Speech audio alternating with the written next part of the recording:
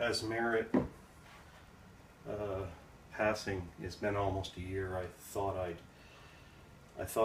shoot a video on Marit's cremation box because I got quite a few questions as to the symbols in it,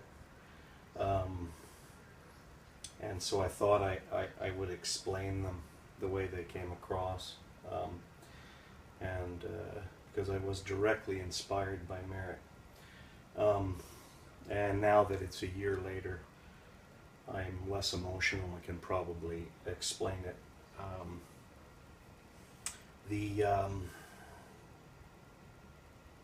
The purpose of Marit's cremation box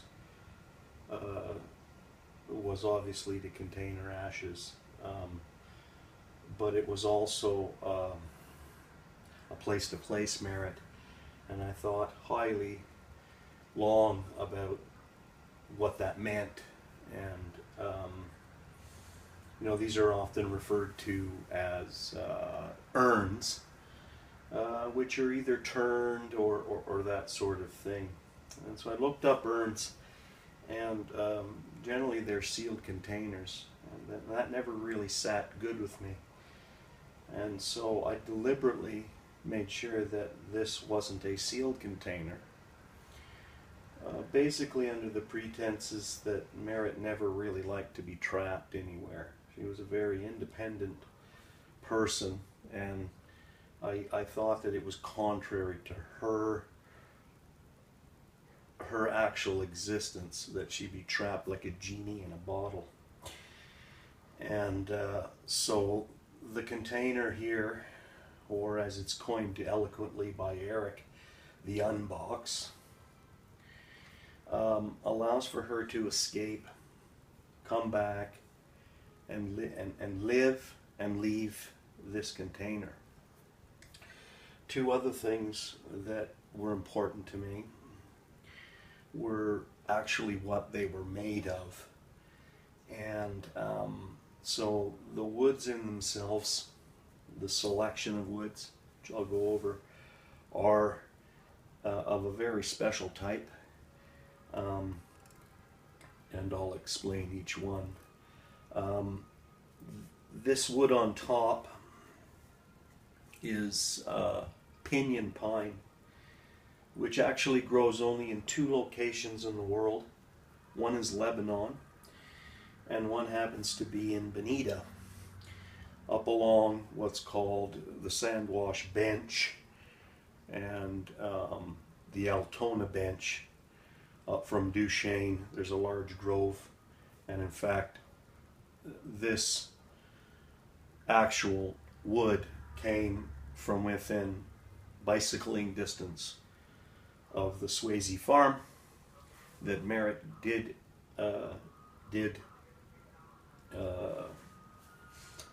often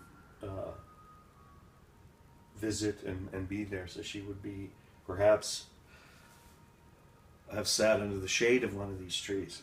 The trees in themselves are amongst the oldest in the world. They're closely related to the bristlecone pine, which predate civilization, at least 3,000 years before Christ was born. These trees were living. This wood in of itself I salvaged in about 1985 when I had one last visit to the farm to pick up Mom. And the oil rigs were actually bulldozing these rare trees and putting them in brush trials, mostly out of ignorance of what they were. I actually counted the rings in this tree particularly, and got over 800 years. So in other words, this tree, this wood was 300 years old when Christopher Columbus discovered America. Now how you date wood is you simply count the rings in a tree. A tree, and there's a science in that, it's called dendrochronology. And if you know when the tree was cut down, you can actually count the rings in the tree and determine its age, because a tree puts a new ring every year.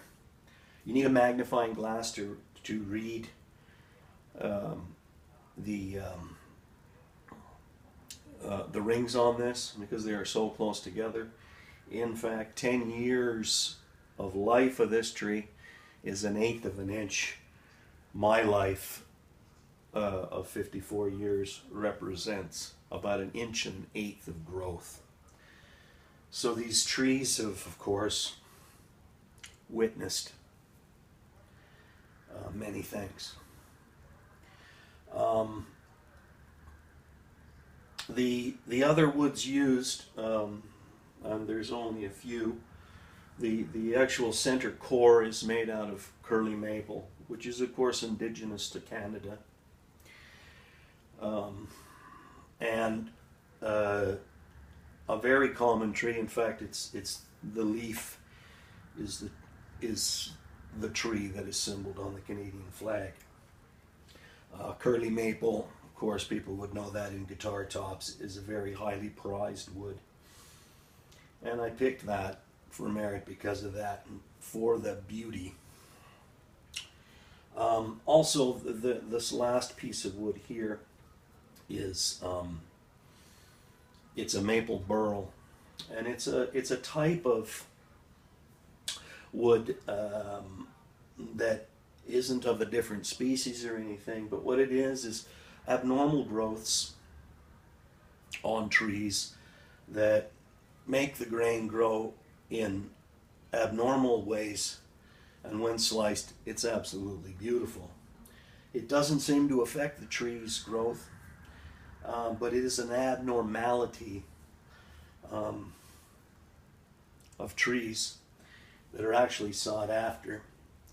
And I thought that its beauty and its just straight representation of the profound truth about how beautiful abnormal things are.